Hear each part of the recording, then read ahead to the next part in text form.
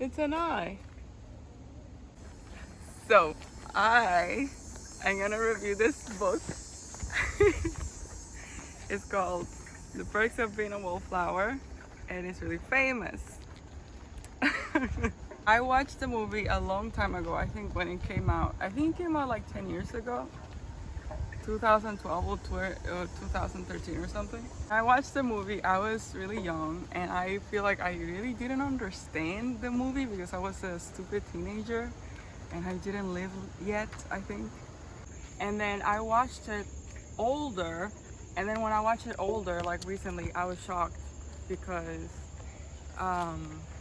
it's such a good movie. Like, it's such a good movie.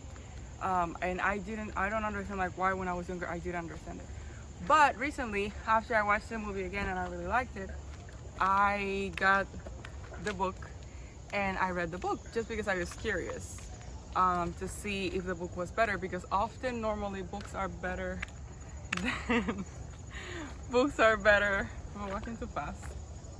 Books are better than the movie because movies are adaptations of the book, of course. So the first thing that I want to say about this book is that the book is literally the movie. Like, it's so good to the point that like I am pretty sure like the beginning quote, like the first, like the opening scene of the movie where like he's like typing and like what he's saying in his mind, I think, or what he's typing, is literally the beginning of the book. And like everything that the characters say and like the conversations are so similar to the book. Is crazy. And I'm pretty sure that, wait, hold on, look, these are the aliens. Okay. The guy who wrote the book was like a huge part into making the movie, and that's really obvious when you read the book and you watch the movie. Why do I like this book and this story? I really like it because it really talks about, it's like looking into the life of the average teenager, like just like the struggles that teenagers have, like around like, you know, discovering yourself and finding like what are the things that you like, making friends in high school, love and romance, and mental health issues, and like trauma and struggle with family and like relationships. Like, it's all like really portrays that in like, I feel like in a really realistic way. A lot of movies that are about teenagers like just make being a teacher like, it just makes it's obviously written by somebody that sometimes you feel like this person was never a teenager, like they're so disconnected from reality or something like that. And it's just weird, like, or it's too crazy, like it's too exaggerated, like teenagers are always wild, or it's like kind of stupid, like, oh, teenagers are always stupid. But I feel like this really talks about like in a really deep way about like the things that teenagers struggle with, but like really realistic. So for example, something that I think is different from the movie is that in the book he really talks about like a lot of these kids, like it's like three friends, right? They talk about like experimenting with like drugs, and like he even like talks about like what each, like how does it feel like in your body, and like what you're experiencing and whatever. And they really don't show that much in the movie, and I think it's because it's like you're trying to make the movie PG-13, and if you like put too much stuff, then it's just, you know. But that's definitely something different. The book also has like a lot of references to songs. Like, it just talks about like a lot of songs, because one of the characters that is, by the way, played by Emma Watson in the movie, her name is Sam, and that's like one of the really, I think, the second most important character in the story. She really likes weird music. Like, she has this taste of music that is bad, but it's like, I don't know, it's like how would you describe it? It's like rock 90s romantic music that is kind of bad, but it's kind of a vibe. And the book is like filled with like different songs and different artists that he's like mentioning. And actually I feel like I should look into like to see if these songs actually exist, because the amount of references two songs that are in this book are crazy. So I just really wonder like if they're actually real. Another thing is like in the book, the main character, his name is Charlie, and he's a kid that has been through a lot. Like the summer before the school year starts, which is when the book starts, it's like the beginning of the school year for him. His best friend like committed suicide. So it's something that is really sad, and he becomes friends with this girl that her name is Sam, and her stepbrother, whose name was what? Patrick. Yes. And Patrick they're all like really, I guess that's the point of the movie, they're all like wallflowers. They're like, they don't fit in the boxes of what we think of a normal blank, whatever you want. Like they don't fit in anyone's labels. And Charlie is like a really interesting kid. He's very sensitive. He reads a lot, and he reads so much and he writes a lot that it's obvious that he's gonna be a writer. So this is a big thing about the movie. Sam is a girl that like she was like had her, I don't know, she's what I heard on Instagram as like chaotic Chloe. So it's like a girl that is kind of a mess because she's trying to figure herself out, and she ends up like dating or having relations with a lot of boys that treat her bad and whatever. And Patrick is this boy that he's gay, and he's in this relationship with this other boy that is like a Christian, very holy boy. But he's also gay, which is kind of weird. Something that I really love about this book is that I feel like when we all have this idea of like what life is supposed to be like, and I feel like something that causes us a lot of suffering is when life doesn't go the way that we plan or the way that we think life should be. And the reality is that life is really imperfect, and that things happen, and life be lifing, so you can control what happens. And sometimes we can feel really hopeless in like bad things that happen to us, or that like, oh, my life is never gonna be good because my life has never been as easy as that other person, and they're happy and their life has been easy and I'm not that person. So like I'm like stuck in this in that mentality, and it sometimes can feel like impossible to get out of like the suffering that when things happen in our life. I don't know if that makes any sense, but I'm saying like, let's say something that happens to you and then like creates a lot of pain, and then you feel like you're never gonna be able to leave that pain, if that makes sense. So I feel like I really like about this movie is like all of these characters had really painful, traumatic things happen to them, but and the movie really shows like life, like just them healing and the natural, like not like by like trying to heal, but there's a little bit of like I'm trying to heal, but there's a lot of like healing just naturally happens if we just like, I don't know, but like just like things naturally just heal sometimes. Like healing, there's a little bit of effort, and a lot of it is just like, I feel like grace from the universe and the healing of the natural process of healing of life. So I really like that the movie really shows like the good, the bad, and the ugly, or the book or the story really shows like the good, the bad, and the ugly about when things happen and life is difficult. But at the end of the day, if you push a little bit, if you put enough effort or a little bit of effort into healing, you can heal, and there's like a beautiful paradise on the other side of healing. So I really like that, because at the beginning of the story, like when you hear these three characters, like their lives just sounds like, you know, for example, like Charlie, he's really sensitive, but he has had horrible things happen to him, like, you know, like his best friend just committed and that, and like he's not okay. His family is pretty like normal, but there's a lot of like trauma in his family because he lost someone that he really, really cared about. which was his Aunt Helen, which is also which is a really big important part of the story, of his story. So if you look at his life, you know, he's like being bullied at school. He doesn't have any friends. So if you look at his life, it's like, oh yeah, his life just sucks, and that's just what's gonna be. Sam, for example, like her dad was like a really bad father, and like her mom divorced her father, and then she had to move from another place, and that's why she's related to Patrick as her as his stepsister. And she just would like, in high school, she would just like drink and like have sex with all these boys that were terrible. But even though that would happen to her, deep inside she wanted like just, you know, to be successful in life, like what we all want, like to be successful and have like a good healthy relationship and whatever. But in her circumstances, like it looked like impossible. And you know, and like she was always like failing classes, and like Patrick is like always like failing, and like, you know, he's gay, and that just makes it hard for him, you know.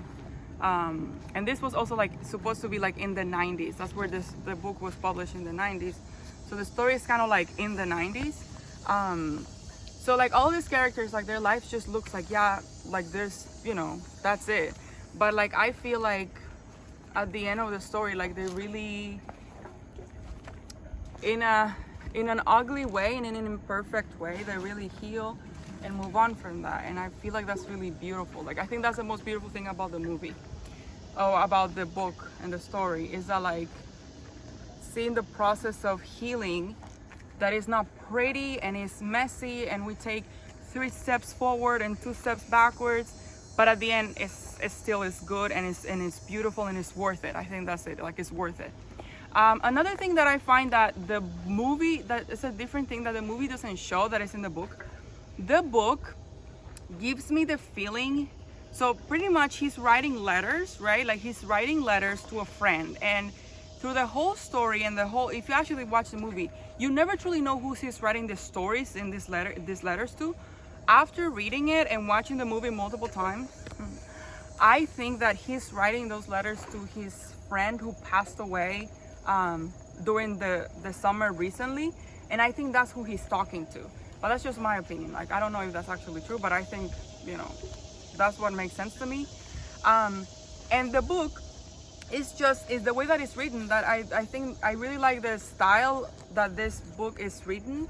It's like it's written as like letters to, that's it, like it's just letters that he's writing. It's like what is his journal, pretty much. It's like we're reading his journal. So I think that's really cool, because it's not like he's like, you know, one day Charlie woke up at this time. It's just like you're just reading his journal and the letters, right? And the way that the book is written, like these letters, is pretty much like in Charlie's mind, right? Like because you're reading what's going on inside of him. And the way that Charlie speaks, and I don't know if the writer did this on purpose, but I feel like this is so intense in the book that it has to be something, is that the way that that he would speak, it gives me the feeling that he's autistic. I don't know how to explain that, but it's like he's autistic, because the perspective, like how he would describe these interactions with Sam and Patrick, or with his mom and dad, or his family, it was so like, it felt like there was like this innocent, how do you say this, like everything was really literal for him, but he was being really innocent about it, kind of like an autistic person, like just really literal and innocent. And like specifically how he would describe like a joke that somebody would make to him, or like a joke that people would make with each other, like in a group. It was so literal, and it was like kind of like he never truly understood that it was a joke, or like his interaction with the outside world was very different. It wasn't bad or good, it was just different and very little. And I feel like that made the book really funny. Like just like it felt kind of like looking at life through the lenses of somebody that is autistic, but it's really funny. But also at the same time, like he's really sweet, and he's really sensitive, and he's really like connected with like everything that's happening around him, in a really odd way. I don't know how to explain it. So I feel like in the story, Charlie is autistic. Like, at least if he's not autistic, he's like in the spectrum in some way. But I also feel like that makes the book more charming and the story more beautiful, because it makes him more imperfect and more like real and like, yeah.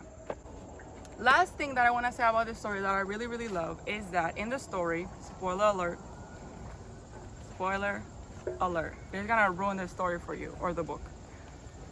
But in the story, he grew up with when he was little, the person that he felt really loved by and seen and heard and cherished by was his Aunt Helen. Aunt Helen died, I think, on Christmas Day, and his birthday, Charlie's birthday, is Christmas Eve. So for him, that was really traumatic, because it seems in his universe, Aunt Helen was like his favorite person in the world, and she died from a car accident on Christmas Day. So that was really traumatic for him, because it's connected to his birthday, because it's Christmas and Christmas is special for him, and because it was his Aunt Helen, which is someone that he really, really loved. Aunt Helen was the sister's mom, and she would come when they were little to like babysit and take care of the kids, and the kids pretty much loved her. So he had this really profound appreciation for Aunt Helen, and there was also a lot of pain there, because she died, and he felt like it was his fault. For some reason, he felt like it was his fault. So this is a big thing that is part of Charlie's story, right? And there's a lot of pain there and a lot of grief, that kind of like he truly never really allowed himself to grieve that, because life, right? So in the book, when you read the book for, I'd say like the 3/4 of the book, it's like everything about Aunt Helen, everything he says, everything he thinks about her is all just good things. It's like, it was this person that really loved me. It was this person that really cared for me. It was this person that, for example, his birthday was on Christmas Eve, and something that was always really painful for him is like people would just not really give him a gift, like a birthday gift, because it was like, oh, tomorrow's gonna be Christmas, you're gonna get gifts anyway. But that was really hurtful for him, and Aunt Helen would always give him a gift for Christmas and a gift for his birthday. So it was somebody that was really special to him, and like he really loved her, right? And it was really painful when she died. But at the end of the book, it is a big thing that happens, is that you found out that he's like in love with Sam. Spoiler alert, he's in love with Sam, and Sam is leaving because she's leaving to college. And when that happened, there was like a lot of triggering things that happened to him. Like something was really triggering about Sam leaving. And then he had kind of like an episode. Some things happened before Sam left, and the thing of Sam and the situation of Sam leaving, that was really triggering for him, and pretty much he started to get bad again. So in the movie and in the book, they don't really explain what that means by bad again, but it's pretty much like he's having an episode of mental health, like a mental health episode. So something is happening that he needs to go to the hospital, and that happened with him when his best friend died. When his best friend died the summer before, he had to go in the hospital, and he stayed in the hospital for a couple of months, right? So for him, that was really scary. And the whole reason why he's like writing and journaling is because he's like, I'm trying to stay healthy so this doesn't happen again. And then when Sam leaves, the whole thing, his biggest fear happened again. And this is like at the end of the story. This whole thing happened again of like, oh my God, I'm getting bad again, and I'm gonna have to go to the hospital again, which I don't wanna do ever again. And it's really painful, and I don't wanna do that. So when this happens and the inevitable happens, there is a lot of like memories of his Aunt Helen. And now this time, it wasn't just like positive good memories. It was like the positive good memories mixed with the traumatic memories. And pretty much what the story is telling you is that Aunt Helen inappropriately loved him. That was a big thing. And then pretty much he had like an episode again, and he ended up in the hospital again. That happened. That was a big thing in the story. And it was like a huge like a catalyst. I don't know if that's the right word. Like it's like explosion trauma moment, because what he realized is that Aunt Helen him, but at the same time he really loved and cared about her. And then he had like a really nice psychologist, therapist, psychiatrist, I don't know, and that psychiatrist was asking him questions about his Aunt Helen, because when he was dreaming or asleep or something, he was talking about her. And he was telling how, and this is the first time in the story where he starts talking about Aunt Helen in like a negative way, where he's saying like she was crazy and she was this and that and whatever. So what I really liked about that in the movie is that it really shows the realistic relationship with like often we think of it like this completely negative thing, and it is a negative thing, but people that abuse us are people that we love and people that loved us too, because if it's not like that, then it cannot really happen. And I really liked about the story that it's showing really the confusing feelings about relationships where I really love this person and I feel like this person really loves me, but this person also really hurts me at the same time, and you don't know how to feel. And I feel like if there's like, I feel like that is like the best description of what it really feels like, regardless of the type. It's just a state of confusion. Like you're just really confused because you love this person, but you also hate that person. So it's just really confusing. And I really like that. I really like that about this story, because I feel like that's really realistic.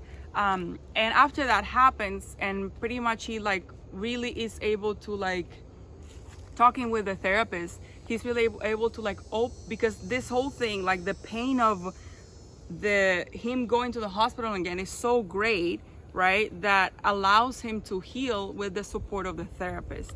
And I feel like that's what healing is. Like we need to get triggered to heal. So like, because like when we get triggered, it's like those wounds open, and just when they open, it's like when we can really not fix them, but like we can really work on them. So it's kind of like he works on that and he's able to really heal that, and then he can live happily ever after. If you want to read the book and you're more of a reader, you should read the book. If you're not, you should watch the movie. It's kind of the same thing, I feel like. But either way, I think it's really good, and like it's definitely gonna make you reflect. And I think no matter who you are or how old you are, there's no way that you can watch this movie and not relate to something or someone at all, because it's such an easy, relatable story, like something you're gonna relate to. I feel like you're gonna relate to, and some good reflection you're gonna have from this, because it's that good. And that's it. Okay, bye.